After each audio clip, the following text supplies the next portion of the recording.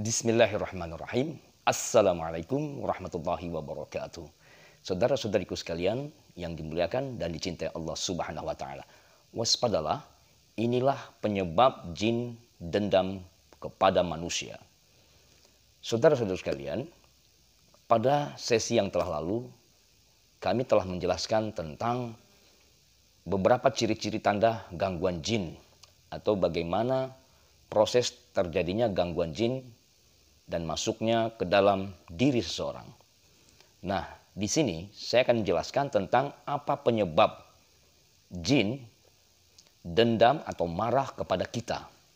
Nah, ada beberapa hal yang kadang kita sadari ataupun mungkin sama sekali kita tidak sadari yang menyebabkan jin ini merasa terganggu atau bahkan marah kepada seseorang.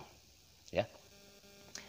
Di sini saya ingin menjelaskan, bukan ingin mengajak saudara sekalian untuk takut kepada syaitan, tetapi saya ingin mengingatkan bahwa di luar kehidupan kita ini ada makhluk-makhluk yang lain, ya, dari kalangan jin yang tak kasat mata atau yang tak kelihatan.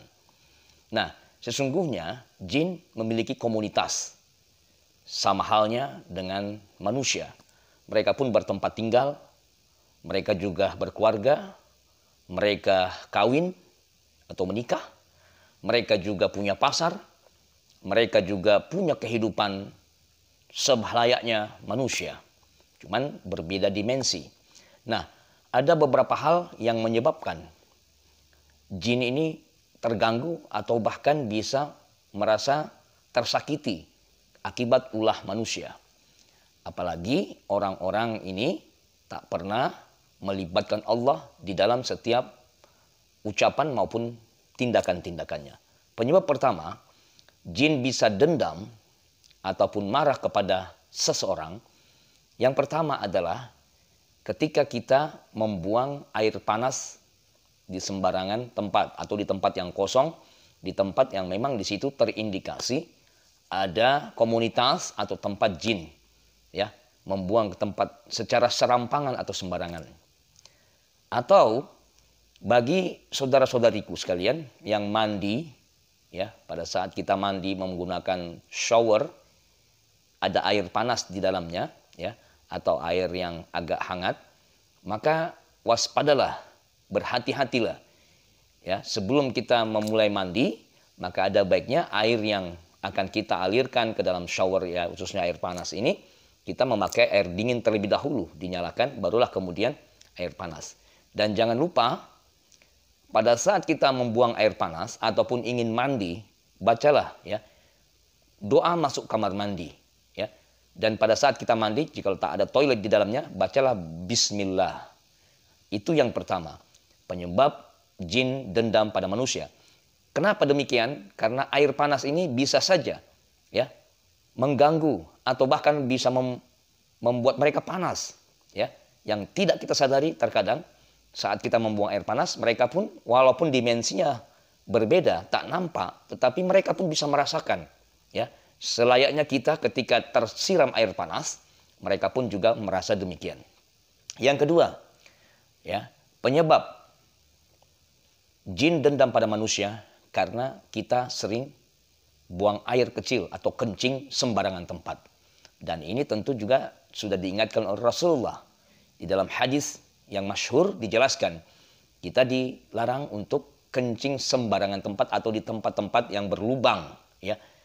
Mungkin suatu saat kita berjalan-jalan di satu kebun, pegunungan, atau tempat-tempat di mana di situ jauh dari keramaian, lalu mungkin kita tiba-tiba keinginan untuk buang air kecil atau kencing, lalu tak ada sekitar rumahnya, rumah ataupun tempat kencing secara pribadi yang tertutup. Nah, disitulah kita harus, jangan lupa, walaupun kita harus terpaksa kencing di satu tempat, maka sebelum kencing bacalah bismillah. Kenapa? Karena bisa jadi pada saat kita kencing atau buang air kecil, mereka merasa terganggu atau bahkan terkencingi dengan air seni kita. Nah, tentunya kita bisa bayangkan kalau kita lagi makan atau lagi berkumpul tiba-tiba ada orang kencing di hadapan kita atau mengencingi kepala kita. Nah, demikian pula halnya jin. Kita jangan pernah lupa ya bahwa mereka pun ada di sekeliling kita. Jangan lupa pula, kalaupun terpaksa kita harus kencing di satu tempat yang tak kita kenal, bacalah bismillah atau a'udzu bikalimatillahi tammati min syarri ma khalaq. Ya, baca doa ini.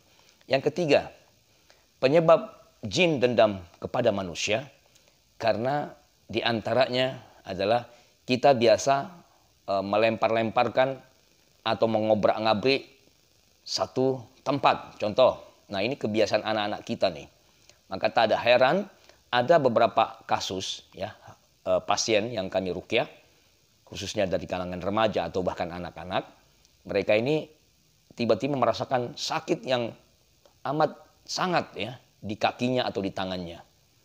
Ketika diobati di dokter, tak ada masalah. Ada yang kaki merasa panas, tiba-tiba bengkak dan luka, diobatin muncul lagi. Dan panasnya pun tidak hilang-hilang. Makan obat, ya, kemudian pakai obat-obatan oles, juga tak sembuh. Nah, pada saat diruqyah, anak ini kesurupan.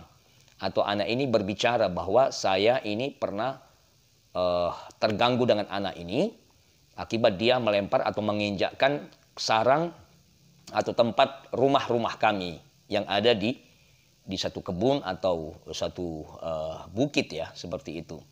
Nah, berhati-hatilah pada saat kita ingin melakukan aktivitas ya, melempar atau kita ingin melakukan sesuatu ya, mungkin kita ingin membersihkan pohon ataupun ingin ya meratakan tanah, maka jangan lupa kita harus baca bismillah atau a'udzu bikalimatillahi tammati min syarri ma khalaq. Nah ini, mereka merasa pada saat kita melempar ke satu tempat, ya yang di situ memang tempat yang jauh dari keramaian, atau melempar pohon, atau melempar satu sungai, melempar kita bermain-main, atau anak-anak biasanya ya, melempar ada burung di atas satu tempat ya, atau ya yang sejenisnya.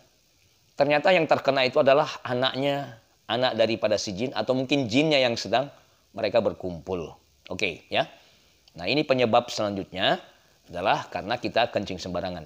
Juga ada hal yang lain, yang keempat, penyebab jin yang bisa membuat mereka tak senang atau bahkan dendam pada seseorang adalah karena kita membunuh ular ataupun hewan-hewan yang diindikasikan sebagai jelmaan daripada jin. Ada dua yang biasanya mereka menjadikan sebagai penyerupaan penjelmaan, diantaranya adalah ular dan anjing hitam khususnya ya. Maka kata Rasulullah SAW, apabila di rumahmu ada seekor ular ya, khususnya lagi ular hitam, maka janganlah engkau buru-buru membunuhnya, tetapi berikanlah peringatan 3 kali, atau ada yang mengatakan berikanlah tafsirnya ya, peringatan selama 3 hari ya, diusir atau disuruh pergi. Kalau dia tak mau pergi selama peringatan 3 kali, maka bunuhlah ya. Mengapa demikian? Karena bisa jadi ketika kita langsung membunuhnya, kita tak tahu apakah itu jin atau ular beneran ya. Maka Rasulullah memperingatkan kita, bisa saja ular yang ada di rumah kita ini adalah jin muslim, yang mereka ini memang bukan ingin mengganggu sebenarnya, tapi memang menyukai tempat kita atau rumah kita, dan mereka tak menyakiti. Biasanya ketika kita peringati, kalau itu benar-benar jin, maka mereka akan pergi dengan sendiri atau menghilang. Tapi kalau ular beneran diperingati, biasanya mereka tak mau pergi, barulah kita membunuhnya. Oke? Nah ini, saudara-saudara sekalian, jangan lupa pada saat kita membunuh, ucapkanlah bismillah atau kalimat a'udzu bikalimatillahi tammati min syarri ma khalaq. Saudara-saudara sekalian, selanjutnya yang menyebabkan jin dendam pada manusia adalah karena kita selalu berlama-lama di satu tempat mandi, entah itu kamar mandi ataupun ya toilet ya. Maka saran kami, janganlah terlalu berlama-lama ketika kita di kamar mandi. Kita teriak-teriak, bernyanyi-nyanyi, atau melakukan aktivitas-aktivitas yang membuat mereka terganggu. Kadang-kadang di dalam kamar mandi itu kemungkinan juga mereka sebagai salah satu tempatnya. Nah, ketika kita teriak-teriak, kita bernyanyi-nyanyi, mereka kadang-kadang terusik. Nah, maka jangan lupa kenapa kita dianjurkan pada saat masuk kamar mandi berdoa, Bismillahirrahmanirrahim, Allahumma inni a'udzubika minal khubuthi wal khoba'ithi. Oke? Ya Allah, aku berlindung kepadamu dari setan laki-laki dan setan perempuan dan setan laki-laki. Nah, kita berdoa agar apa? Pada saat kita di kamar mandi, kita terjaga dan terlindungi dari segala godaan syaitan ataupun jin-jin yang memang usil yang suka mengganggu. Nah, sesungguhnya mereka ini sangat sensitif ya. Kadang-kadang kita lupa pada saat kita melakukan sesuatu aktivitas atau mungkin berkata-kata yang tidak membuat mereka nyaman atau mereka terganggu karena kesensitifan diri mereka sehingga mereka pun marah dan akhirnya mencoba untuk menyerang atau mengganggu kita atau keluarga kita. Nah ini, jadi sebagai kesimpulannya, inilah yang harus kita lakukan agar selalu melibatkan Allah di dalam setiap aktivitas kita. Jangan lupa selalu baca bismillah pada saat kita ke satu tempat yang jauh dari keramaian atau di tempat yang dianggap angker, rumah, apalagi yang baru menempati satu rumah atau tempat usaha, toko, warung, kedai, atau jangan kita kemudian kencing sembarangan, ya, kemudian mandi memakai air membuang air panas di sembarangan tempat, ya, atau juga mandi pakai shower, yang mandi pakai shower ya, kita juga hati-hati, ya, sebaiknya sebelum kita mandi jangan lupa untuk selalu minta perlindungan Allah dengan baca bismillah. Kemudian kita jangan sembarangan mengobrak-ngabrik satu tempat ataupun melempar-lemparkan batu atau sesuatu yang memang bisa saja mengusik tidak hanya makhluk binatang yang ada di satu tempat, tetapi bisa jadi yang tak kelihatan pun merasa terganggu. Oke? Dan yang terakhir, jangan kita berlama-lama di kamar mandi, ya, ataupun di WC, di toilet. Jangan kita lama-lama beraktivitas di dalam, ya. Nah, bagi saudaraku yang punya kebiasaan bernyanyi-nyanyi dalam kamar mandi atau berteriak-teriak, sebaiknya dikurangi atau bahkan dihilangkan sama sekali. Dan mandilah, gunakanlah air secukupnya. Kemudian ya mandilah sesuai dengan syarat-syarat toharoh ya, untuk membersihkan badan kita. Oke, mudah-mudahan dengan tips ini bisa menjadi masukan, bisa menjadi waspadaan bagi kita untuk selalu berhati-hati. Di sini saya ingin memberikan tips ini agar kita selalu berdoa, jangan lupa. Kuncinya adalah doa. Apapun yang kita ucapkan, apapun yang kita akan lakukan, jangan lupa untuk selalu berdoa karena mereka ada di sekeliling kita. Tetapi prinsip kita, jangan pernah takut kepada syaitan, jangan takut kepada jin, ya, jangan takut kepada makhluk-makhluk astral karena mereka ini juga sesungguhnya sangat-sangat takut atau bahkan mereka segan kepada manusia. Manusia-manusia yang tak usil, manusia-manusia yang menjaga dirinya, manusia-manusia yang memang selalu melibatkan Allah dalam setiap kehidupannya.